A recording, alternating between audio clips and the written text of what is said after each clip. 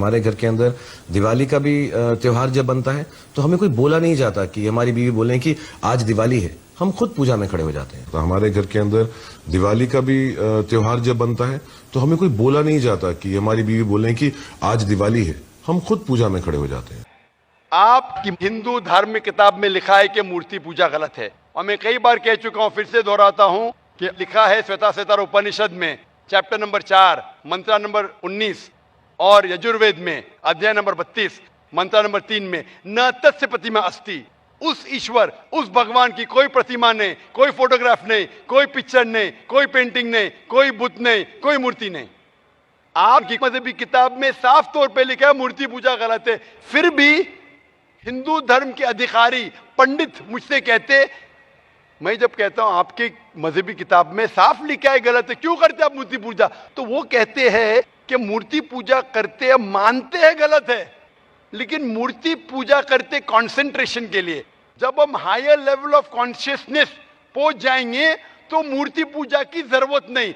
पहले पहले शुरुआत में कंसंट्रेशन के लिए मूर्ति जरूरत है, हायर लेवल पे, हायर कॉन्शियसनेस पे मूर्ति की जरूरत नहीं। तो मैं उनसे कहता हूं, उन पंडितों से और आपसे भी, हम मुसलमान हायर कॉन्शियसनेस पहुंच गए, हमें मूर्ति की जरूरत नहीं। मैं इनसे पूछता हूं कि शुरुआत में कहते हैं कि स्टार्टिंग में जरूरत है, बाद में नहीं। जब आप स्कूल में जाते हैं, पहली कक्षा में आप बेसिक सीखते हैं, बेसिक सीखते, कठिन चीज बाद में सीखते हैं, 8वीं 9वीं 10वीं में। तो मैथ्स में अगर कोई कहेगा 2 + 2 = 5, आपने कहेंगे गलत है, मैं जानता हूं, 10वीं में आऊंगा तो कहूंगा कि 2 + 2 is not 5, it is 4। आप बचपन में ही कहेंगे भाई 2 + 2 4 is the foundation। अगर हर मजहब का फाउंडेशन है कि भगवान की मूर्ति नहीं है, फोटोग्राफ नहीं है, बुत नहीं है, फाउंडेशन ही जब पहले गलत सिखा रहे तो आगे जाके कैसी इमारत बनेगी।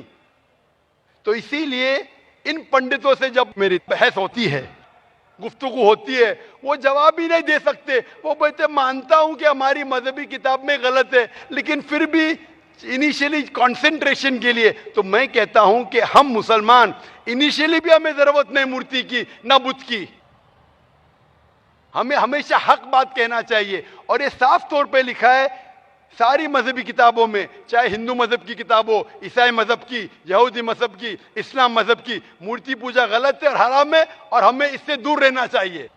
हमें खुदा के कलाम पे, खुदा के अहकामात पे अमल करना चाहिए, ये दीन के ठेकेदारों के नहीं।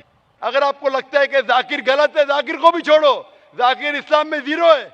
अगर जाकिर वो बात कर रहा है जो खुदा से मिलती है, जो आखिरी पैगंबर से मिलती है, इसीलिए मैं हवाला देता हूं, चैप्टर नंबर वर्स नंबर। इतने हवाले थोड़ी फेंक रहा हूं मैं, आप चेक करो और जाके तहकीक करो, संतुष्ट हो जाएंगे तो अमल करो। तो मैंने इतने हवाले दिया हूं बहन, आप मानते हैं कि बुत परस्ती गलत है अभी? Sir, I completely agree with what you said. माशाल्लाह, आप अग्री करते हैं लेकिन अमल नहीं करते। There's another point of it. So, honestly, I am not such a religion follower. I just believe that I have a God, and even today, I haven't read many of the books of religion. I've just read Bhagavad Gita, and When Bhagavad Gita does it say that you have to do idol worship? Sister, I don't want you to be very religious. At least be a little religious.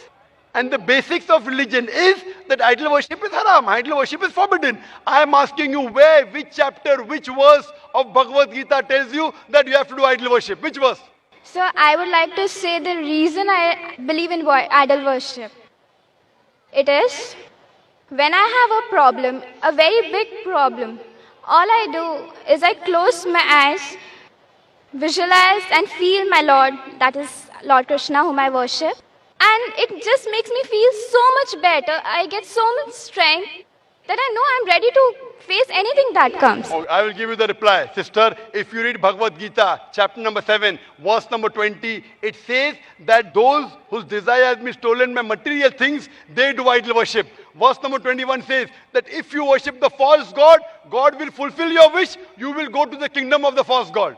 So Bhagavad Gita says that if you worship false god, he will fulfill your requirements, but you will go to the kingdom of the false god. Same thing is mentioned in the Quran. Allah gives you Even if you worship wrong things, Allah fulfills your desires and you go more into the depths of darkness. So this is, God is testing you, that do you really worship the true God or do you believe in wrong things? If you worship the wrong thing, Allah fulfills your desires and puts you more in the depths of darkness. You may think that if you ask an idol for wealth, you get wealth. Wealth will not take you to paradise. Following the commandments of God will take you to paradise. So sister, isn't it mentioned in Bhagavad Gita that don't do idol worship? It says those whose intelligence has been stolen by material desires, they do idol worship. So do you mean, I'm asking you, are you a materialistic person? I don't think so. So then why do you do idol worship? You are going against the teachings of Bhagavad Gita. I get it. I would like to think about it. Thank you, sir. Go back home, think about it, read the translation of Bhagavad Gita, and I request you to even read the translation of the Quran. Inshallah, you read the translation of the Quran, and inshallah, I will ask the sisters to give an English translation. And if you're satisfied, it will show you the true direction of how a life should be led. Hope that answers the question, sister. And my qualification is the BA Arts and I am a reward. मेरा सवाल ये है कि मुस्लिम और non Muslim में क्या फ़र्क है और क्यों? बहन का सवाल था कि मुस्लिम और नॉन मुस्लिम में क्या फ़र्क है और क्यों? मुसलमान और गैर मुसलमान में क्या फ़र्क है और क्यों? मुस्लिम मतलब वो इंसान जो इस्लाम को कबूल करता है. इस्लाम आता है लफ्ज़ सलाम से मतलब अमन, आता है लफ्ज़ सिल्म से मतलब अल्लाह ताला के ख्वाहिश के मुताबिक अपनी ज़िंदगी बसर करना. मुस्लिम मतलब वो शख्स जो अमन हासिल करता है, शांति हासिल करता है, अपनी ज़िंदगी अल्लाह और खुदा के मुताबिक चलना. गैर मुस्लिम वो जो अमन नहीं हासिल करता है और अल्लाह के मुताबिक नहीं चलता, उसे कहते हैं गैर मुस्लिम. क्यों फ़र्क है? क्योंकि वो ईमान नहीं लाता.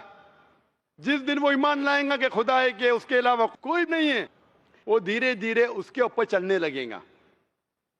तो मुस्लिम वो है जो अमन हासिल करता है, खुदा के ख्वाहिश के मुताबिक अपनी ज़िंदगी बसर करता है, और गैर मुस्लिम वो है जो अमन नहीं हासिल करता है और खुदा के मुताबिक अपनी ज़िंदगी नहीं बसर करता है. Hope that answers the question. आप क्या बनना चाहती है, मुस्लिम या गैर मुस्लिम? आई एम अ रिवॉर्ड और मैंने इस्लाम किए हुए भी 1 साल मेरा कंप्लीट हो. माशाल्लाह. तो हम अल्लाह ताला से दुआ करते हैं कि अल्लाह ताला आपको हिदायत दे और अल्लाह ताला आपको दीन पे कायम रखे. इंशाल्लाह. Thank you so much. जिस तरीके से भाई साहब ने कहा कि please let non Muslim ask question first, गैर मुसलमान को पहला मौका दीजिए, उसके बाद रिवर्ट्स के ऊपर आएंगे हम.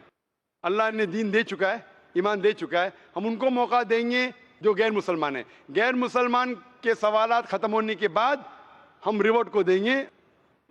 कमलेश लाल जी मिश्रा आपको सादर प्रणाम करता हूँ. मैंने प्रश्न पूछने के पहले ही मेरे प्रश्न का समाधान मिल गया. ईश्वर अल्लाह तेरे नाम मैं अल्लाह से प्रार्थना करता हूँ कि आप इसी तरह से हमारा मार्गदर्शन करते रहें और हमें हिंदी में कुरान पढ़ने के लिए दे दी जाए. नमस्कार. माशाल्लाह. भाई साहब ने कहा कि उनके सवाल का उत्तर मिल चुका है, जवाब मिल चुका है. भाई साहब आप मानते हैं खुदा में? मानते हैं, एक ईश्वर को मानते हैं. आप मानते बुत परस्ती गलत है? गलत है, 100% गलत है. 100%. माशाल्लाह.